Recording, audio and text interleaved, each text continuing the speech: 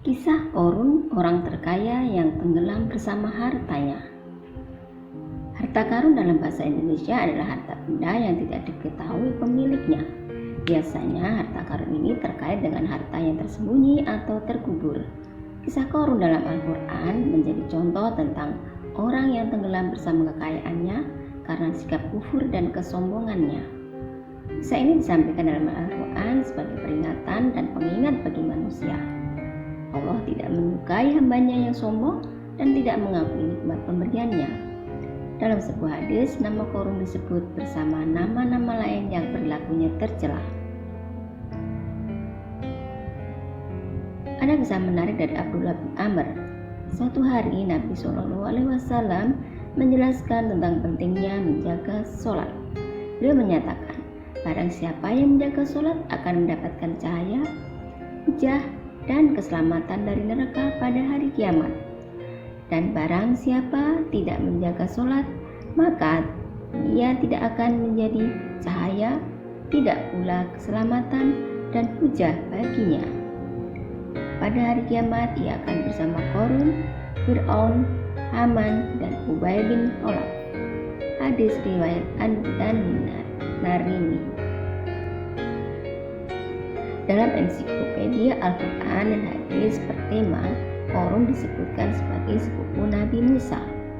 Ayah Korun, Yasor, adalah adik kandung Imron, ayah Nabi Musa. Nabi Musa dan Korun adalah keturunan Nabi Yakub karena keduanya cucu dari Kuhas bin Lui. Lui adalah saudara Yusuf, anak Nabi Yakub. Jadi nasab Korun adalah Korun bin Yasor bin Qoid atau Kuas bin Lewi bin Yakub bin Ishak bin Ibrahim. Sebelum menjadi kaya, Korun sangat miskin dan memiliki banyak anak. Ia bahkan meminta Nabi Musa mendoakannya agar diberikan harta dan Allah mengabulkan permintaannya. Korun memiliki banyak harta dari Bani Israel dan punya ribuan gudang penuh emas dan perak. Kunci-kunci harta bendanya sangat berat, bahkan diperlukan beberapa orang yang kuat untuk membawanya. Meskipun keluarga Nabi Musa, Korun lebih memihak Raja Fir'aun dengan mendukung pemerintahannya. Oleh karena itu, harta Korun sangat melimpah. Menurut Yan Adam, Korun sering disebut Munawi karena suaranya yang indah yang membaca kitab Taurat. Qatadah, Qotil, dan Al-Qalbi menyebut Korun sebagai yang paling bagus membaca Taurat di kalangan Bani Israel. Korun adalah pakar kitab Taurat setelah Nabi Musa dan Harun.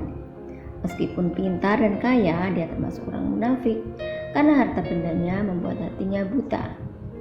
Orang soleh sudah banyak mengingatkan dan menasihatinya untuk tidak sombong, tapi Korun malah mengabaikan itu dan merasa kekayaannya berasal dari ilmu dan usahanya sendiri tanpa bantuan dari Allah. Dan Korun berkata, sesungguhnya aku diberi harta itu semata-mata karena ilmu yang ada padaku. Quran Surat Qasas ayat 78. Tidakkah dia tahu bahwa Allah telah membinasakan orang-orang sebelumnya yang lebih kuat dan lebih kaya daripadanya? Orang yang durhaka tidak perlu ditanya tentang dosa-dosa mereka. Korun sering berlalu lalang di tengah Bani Israel dengan pakaian dan harta yang sangat mewah.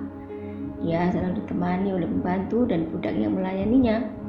Tentu saja ini membuat orang-orang iri dan bermimpi memiliki kekayaan seperti Korun.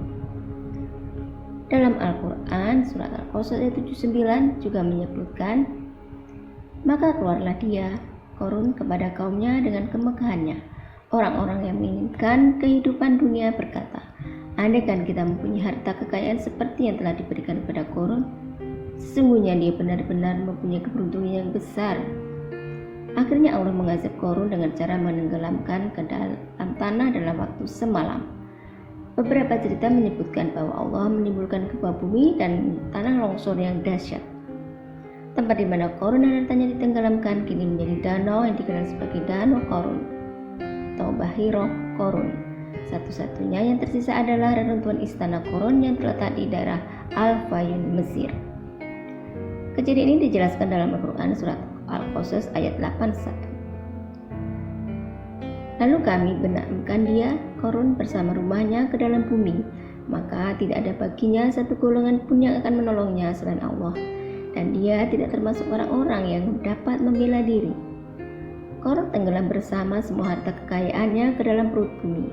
Dan tidak ada yang tersisa. Tidak ada satu orang pun dari keluarganya, temannya, atau pengikutnya yang bisa menyelamatkannya. Harta dan ilmu yang dimilikinya, yang sebelumnya dianggap sangat berharga, justru menjadi bencana baginya. Melihat apa yang terjadi pada Korun, orang-orang sebelumnya merasa iri dan ingin memiliki kekayaan seperti Korun, akhirnya menjadi lebih beriman dan menambah sabar. Itulah kisah Korun, orang kaya yang mendapat peringatan keras dari Allah karena kesombongannya. Ingatlah, setiap rezeki dan nikmat yang kita terima berasal dari izin dan karunia Allah. Semoga kita semua bisa belajar dari kisah ini dan selalu bersyukur kepada Allah Subhanahu wa Ta'ala.